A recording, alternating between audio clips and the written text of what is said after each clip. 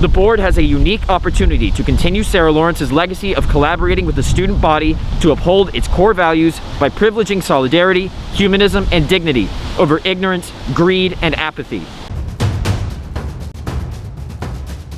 Is that there is not one policy in terms of service delivery for unhoused people in the city or low-income people in general, really. Hello, my name is Stanley Heller. Welcome to the Struggle Video News. Spineless college administrators have bowed down to their donors and to the political bullies and are trying everything to stifle protest at their colleges. Yet there are brave efforts, such as the one at Sarah Lawrence. Sarah Lawrence College in Bronxville, New York, a short distance from Manhattan. It's a small but prestigious college. On the 21st of November, students started an encampment to protest their administration's failure to be open about the college's endowment fund investments, money which may be funding Israel's acts of genocide. We arrived on the third day of the encampment. There were about 20 tents, and we were told around 40 students bundle up and sleep in them at night. The tents were named after places in Palestine. You may remember the name Hind. She was the 6-year-old who begged for help after her family members were killed in their car. Israeli troops killed her too. Students there were concerned about repression and doxing and encouraged masking. Armand, who was masked, read out the student statement to the media. Yonkers, New York, November 21st, 2024. On the 411th day of Israel's genocidal war on the peoples of Palestine, Lebanon, and Yemen, members of Sarah Lawrence College's community occupied Westlands and reclaimed it as Dar al-Fayoumi, in memory of 6-year-old Wadea al-Fayoum, a Palestinian-American boy who was stabbed to death by his landlord in Plainfield Township, Illinois on October 14, 2023. On October 15, 2024, Sarah Lawrence's divestment coalition of student groups submitted a revised version of their February 27, 2024 proposal for divestment from Israeli state violence to the Board of Trustees. The proposal outlined a timeline for divestment with a November 20th deadline for disclosure of the college's investment portfolio.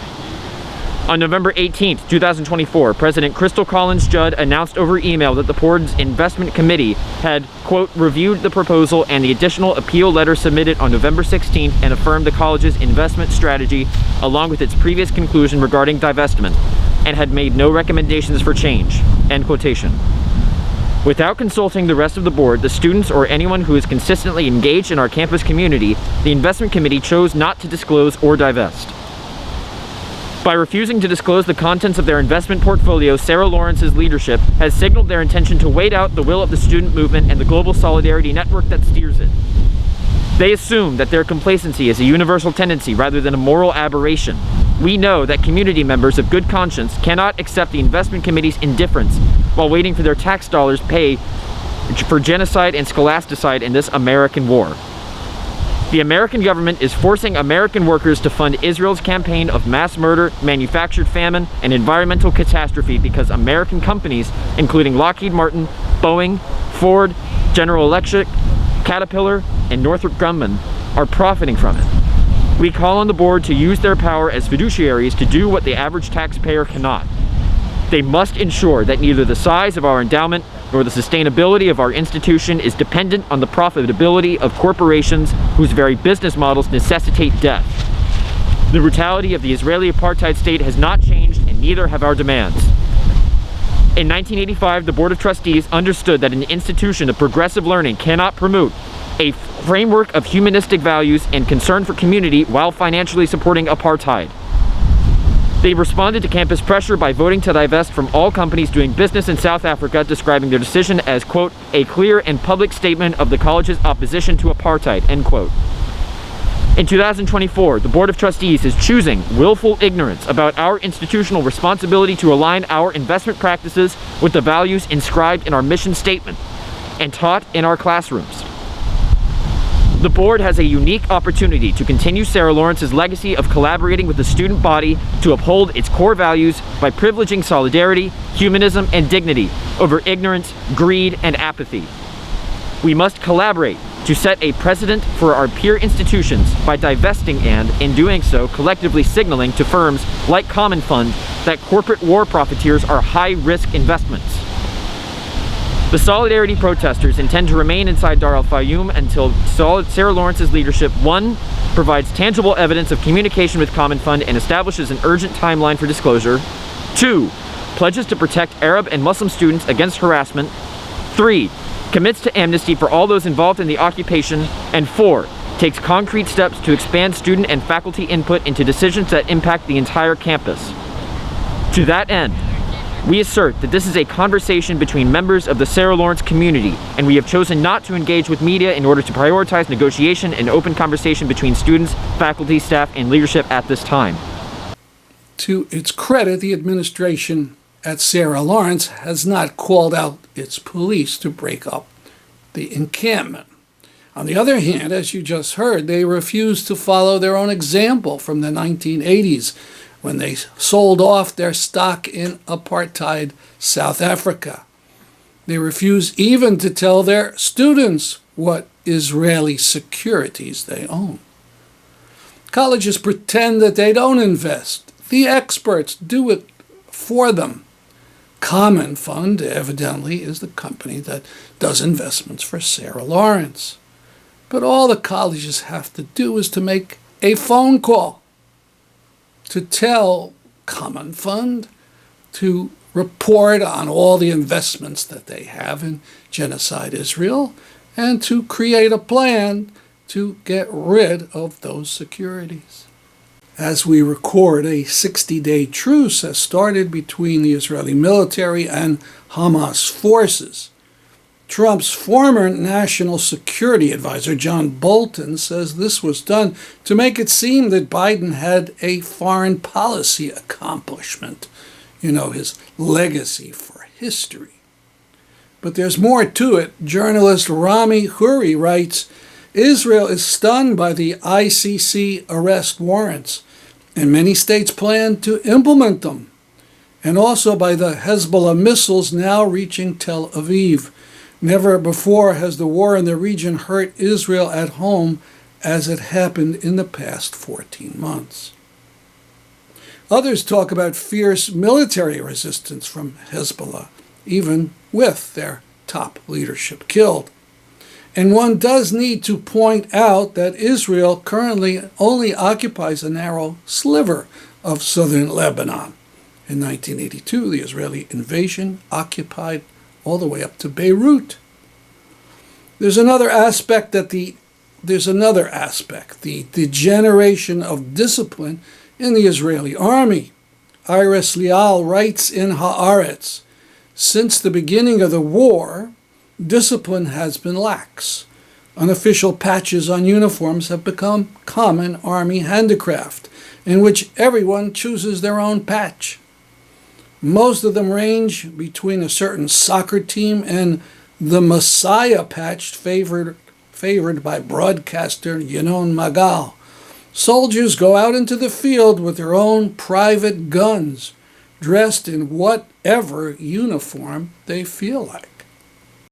Leal's piece starts off talking about a Ze'ev Erlich, a 71-year-old Israeli who was killed in Lebanon after he went on his own into that country with Israeli troops.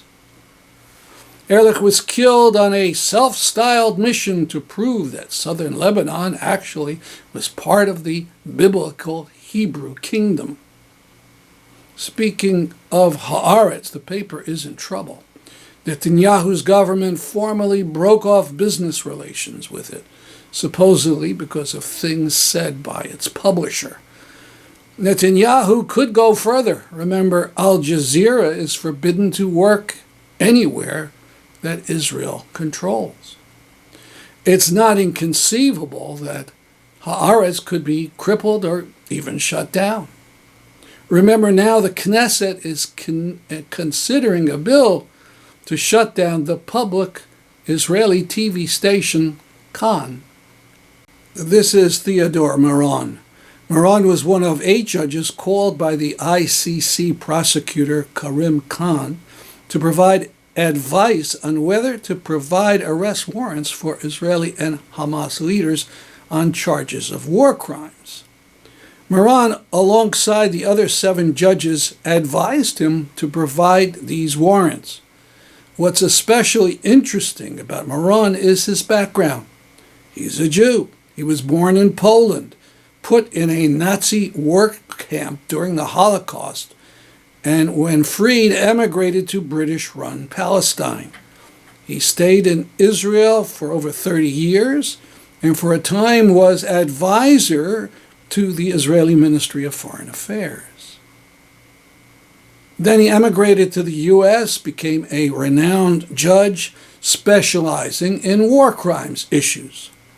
At 94, he's had a distinguished and principled career. But in Zionist logic, all this doesn't matter. By condemning Netanyahu, he's just a self-hating Jew.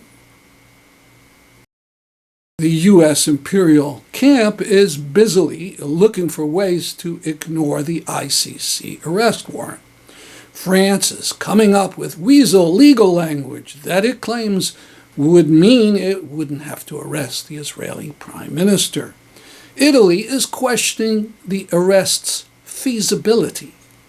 Biden, who hailed the ICC for its 2022 decision to issue a warrant against Putin, said the warrant for the arrest of Netanyahu was outrageous.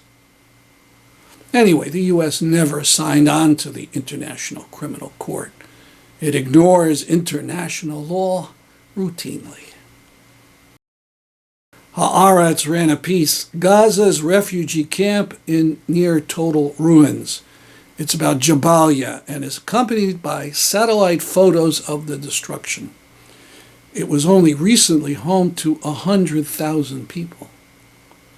As Haaretz reporters write, the photos show a devastated Jablaya, with the Israeli military appearing to be systematically leveling what buildings remain.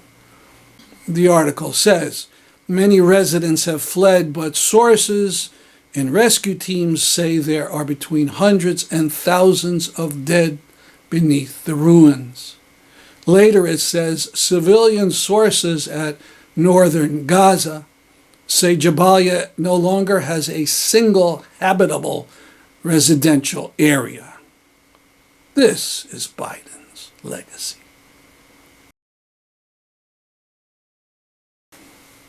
Got this message from the climate group 350 and from Food and Water Watch.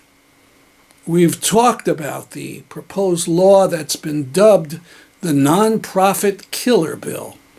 It would essentially let the president declare a nonprofit like Students for Justice in Palestine, or Jewish Voice for Peace, or our own parent group, the Middle East Crisis Committee, to be terrorist supporting.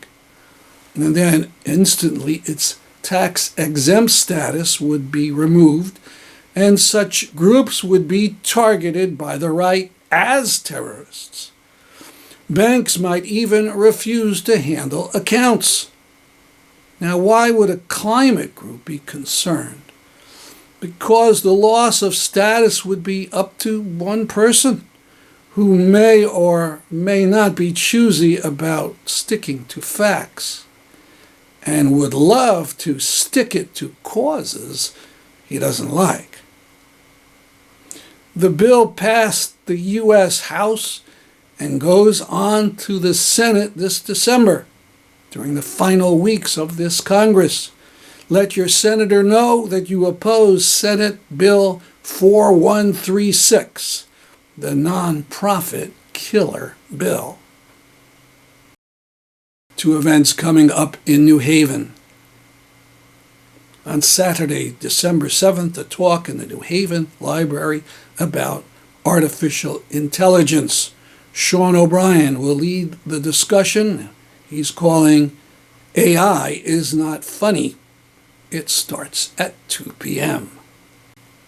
Billionaires may make more billions from AI, but the rest of us will feel its negative effects, starting with its massive electricity uses and also its military applications. More about this on the website peace.org. 2 days later, in the same New Haven Library Community Program Room, famed Palestinian activist and museum director Mazen Kumsia will speak. A good deal of luncheon will be provided for free. Register at thestrugglevideo.org. 2 days later, in the same New Haven Library Community Program Group, the famed Palestinian activist and museum director Mazen Kumsia will speak. A light lunch will be provided free. Register for the event at thestruggle.org. Both events are free and open to the public.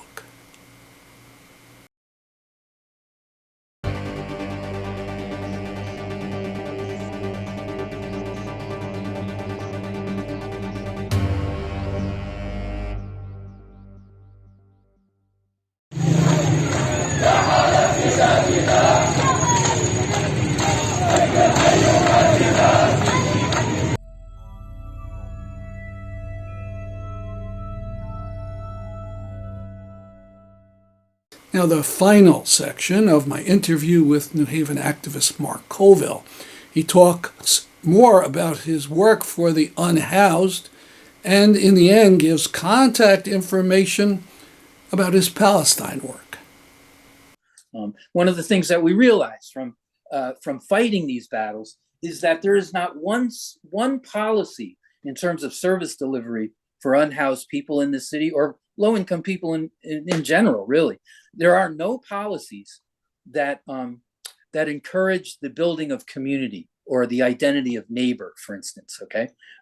Unhoused people, the basic problem with homelessness is that people are not recognized as neighbors, you know? And what we've come to believe here is that we don't have homeless people in our neighborhood. We have economic refugees, people who have been our neighbors who have been excluded from the economy, okay?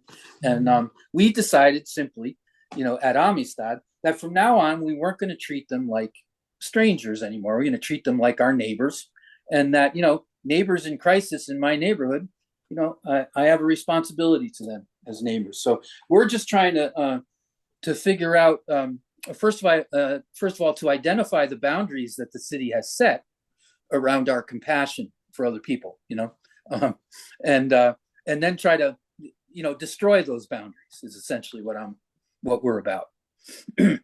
But you know, it should be important. It's important to make this connection. Okay, as I mentioned, the students at Yale, I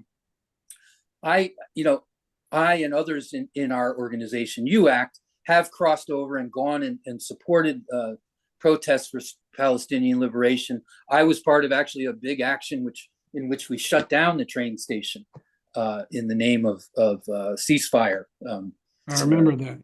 Yeah. So all along that time, you know, I've been and we've been in dialogue with the folks working for Palestinian solidarity, and we've been trying to, and we have successfully kind of identified the same roots of oppression in both of these movements. You know, namely, it's the denial of personhood on the part of the system or the government, whatever, as a means to the denial of land, of neighborhood, of home, you know, of existence, really, ultimately. So we see now, both in what's going on in Israel, Palestine, what's going on here in terms of criminalizing homelessness, we're recognizing the same oppression. So we decided with this action, with this encampment action, that again, we would make it both a center of kind of a rescue mission for people that are left on the street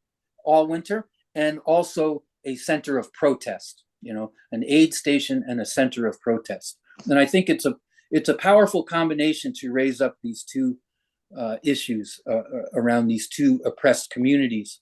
And it really puts a human face, I think, on the Palestinian reality, locally here. And so that's what we've been trying to do: build power locally to raise a voice, on behalf of both of these, stressed communities. This is excellent.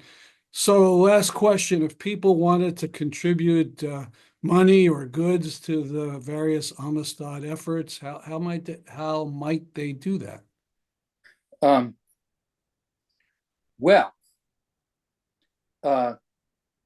First of all, go to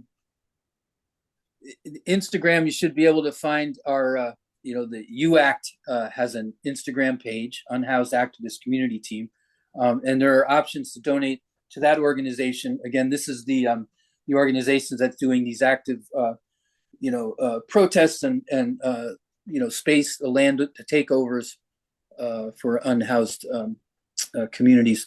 And then we actually, the Rosette Neighborhood Village is the name of our backyard community, which I was describing before. And operationally, it's really expensive to run that, especially in the winter, with the kind of electricity output that, the city turned off the electricity. We had a whole electrical system hooked up to these homes in the backyard.